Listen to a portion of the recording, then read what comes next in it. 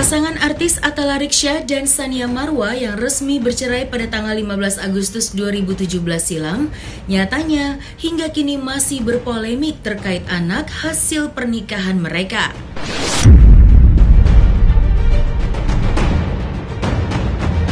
Meski hasil keputusan pengadilan menjatuhkan hak pengasuhan anak ke tangan Tsania, namun sampai 5 tahun usai bercerai, Tsania mengaku jika sampai hari ini belum juga mendapatkan haknya sebagaimana keputusan pengadilan tersebut. Karena hal itulah Tsania berencana akan meminta pengadilan untuk melakukan eksekusi yang kedua kalinya demi dapat bertemu dengan kedua anaknya itu. Bagi Tsania, berpisah dengan anak begitu sangat menyakitkan. Perempuan yang mengawali karirnya sebagai model itu mengaku sangat kecewa lantaran dirinya tidak juga mendapatkan haknya sebagai seorang ibu. Oleh karenanya Tsania berharap eksekusinya dapat berjalan sesuai rencana. Lantas, apakah penyebab Tsania Marwa tidak mendapatkan haknya? Dan seperti apa pula tanggapan Humas Cibinong terkait eksekusi anak yang akan dilakukan untuk yang kedua kalinya tersebut? Dari seorang ibu itu di Indonesia menurut aku masih harus lebih dilindungi lagi gitu. Ibaratnya yang ngalamin kayak aku nih banyak ya kan, udah menang hak asuh bla bla bla, tapi ternyata pada praktiknya tuh putusannya tuh nggak bisa dijalankan.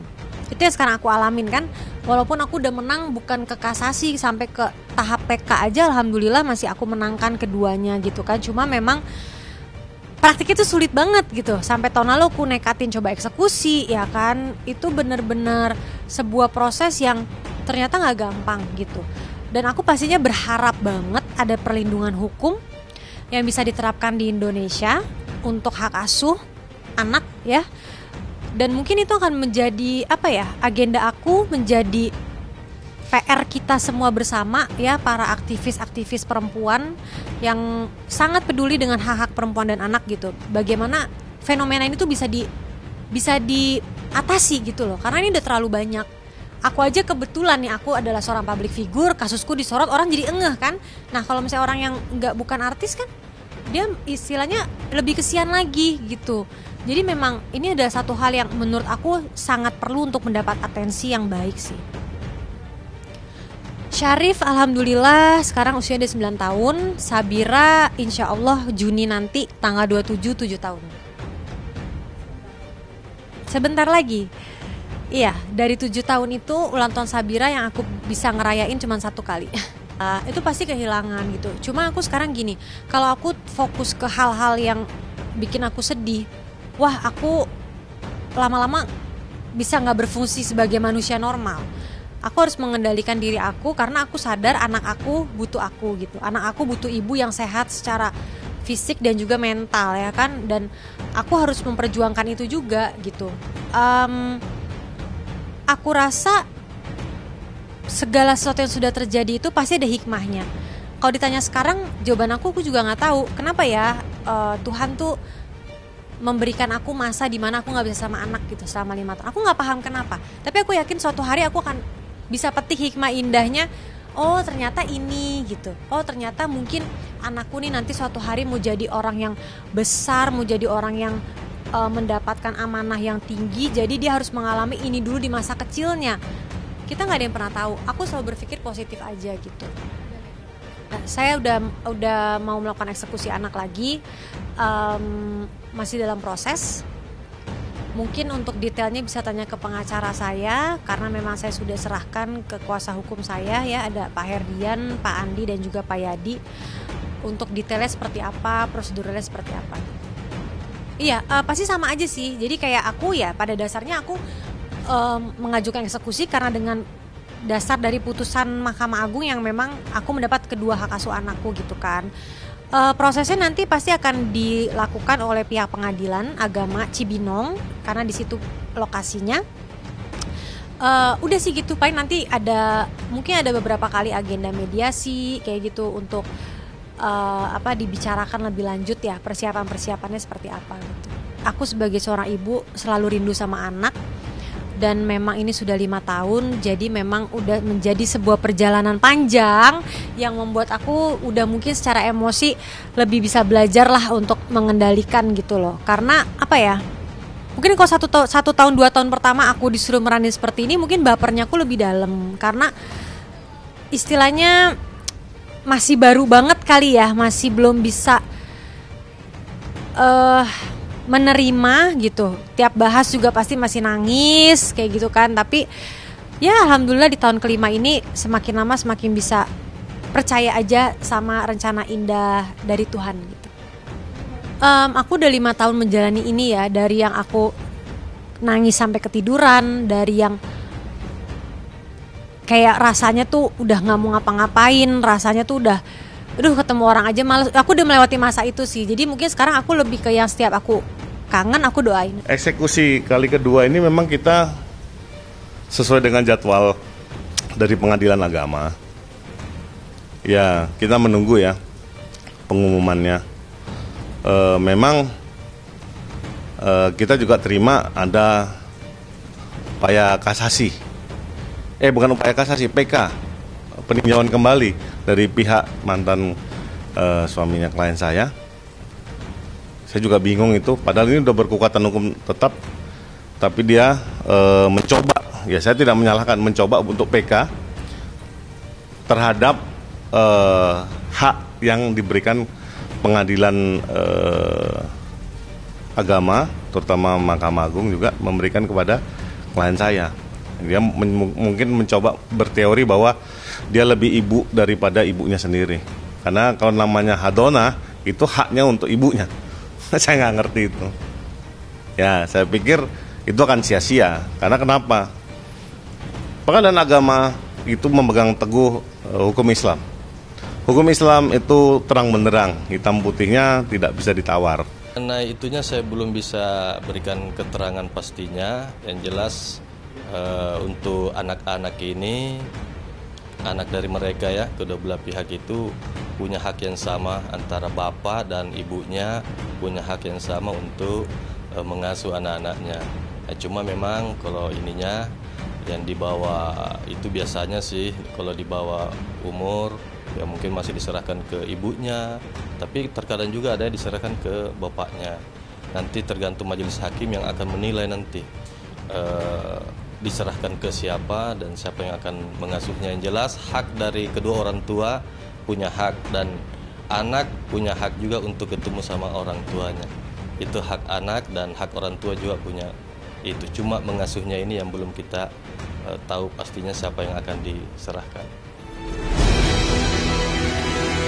Selain akan melakukan eksekusi anak, Sania juga berencana akan melakukan eksekusi harta gonogini atas perceraiannya dari Atta Larik. Salah satu harta gonogini yang hingga kini diperebutkan kedua belah pihak ialah tanah, dan melalui kuasa hukumnya Herdian Saksono, Sania akan berjuang untuk mendapatkan haknya. Dan seandainya eksekusi tanah berhasil dilakukan, maka tidak ada alasan bagi mantan suami Sania untuk mempertahankan sesuatu yang bukan haknya.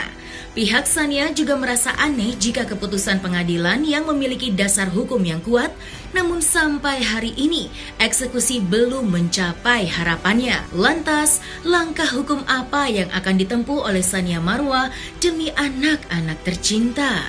Jadi permohonannya itu sudah masuk di Pengadilan Negeri Cibinong dan sudah dilakukan unmanning atau teguran. Sudah itu kita dari tim juga, jurusita sudah melakukan pemetaan terhadap objek yang akan dieksekusi sesuai dengan putusan mereka ya, perkara mereka yang sudah berkekuatan hukum tetap. Tetapi oleh karena ada bantahan, ada perlawanan terhadap itu eksekusi itu, maka dari pihak PN Cibinong ini menunggu dulu putusan dari PN. Kalau misalnya nanti menolak bantahannya, dari PN Cibinong akan menjadwalkan eksekusi terhadap perkara yang dimaksud. Jadi ya perkaranya ini kami berharap dari kedua belah pihak kalau misalnya bisa berdamai alhamdulillah, tapi kalau misalnya enggak ya kami akan eksekusi sesuai dengan amar putusan dari perkara mereka. Misalnya rumah lokasi dari saudara mantan suami klien saya, Tania Marwah itu tiba-tiba dieksekusi, ya berarti kan alamatnya beliaunya itu dan anak-anaknya berarti pindah, kan kita nggak tahu pindah kemana. Itu yang pertama. Yang kedua, kami juga akan melakukan eksekusi dari harta Gonogini yang kami menangkan. Makanya kami juga bingung ini sebetulnya apakah berita ini benar. Tapi kita sudah bisa konfirmasi tadi kan dari pihak PN, memang betul ada upaya untuk eksekusi dari perkara beliau itu yang tahun 2015 itu kan, soal sengketa kepemilikan tanah dari rumah tersebut.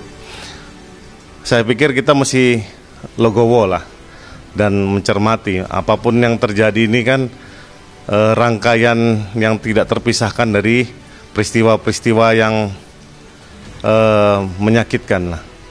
Mungkin kalau kita melihat sebagai seorang muslim, kita ya melihat ini ya sebagai cobaan dan ya sedikit besar sangat-sangat mempengaruhi dari jalan hidup beberapa makhluk manusia yang di dalam perkara ini. Ya tidak juga dari mantan suami klien saya atau klien saya maupun anak-anaknya.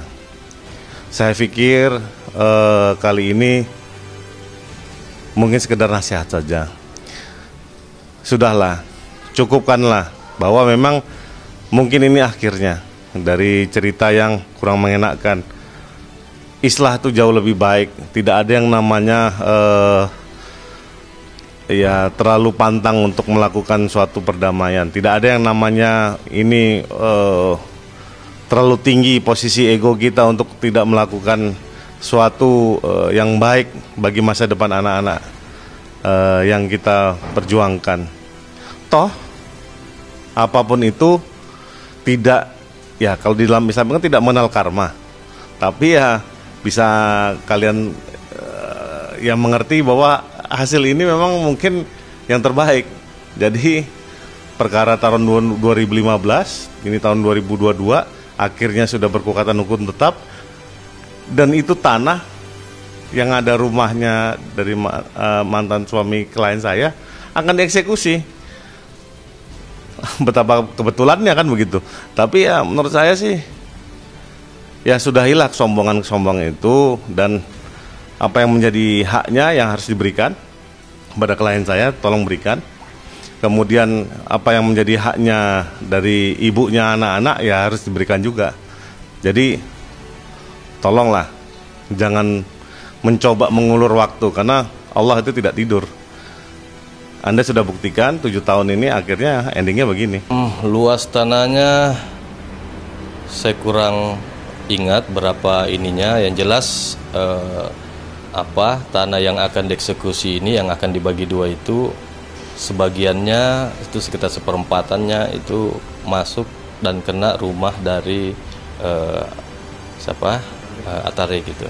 Kalau persidangannya untuk bantahan ini sementara berjalan ya, saya tidak tahu kapan ininya, tapi nanti saya cross check lagi apakah sudah selesai atau gimana, nanti saya informasikan kembali.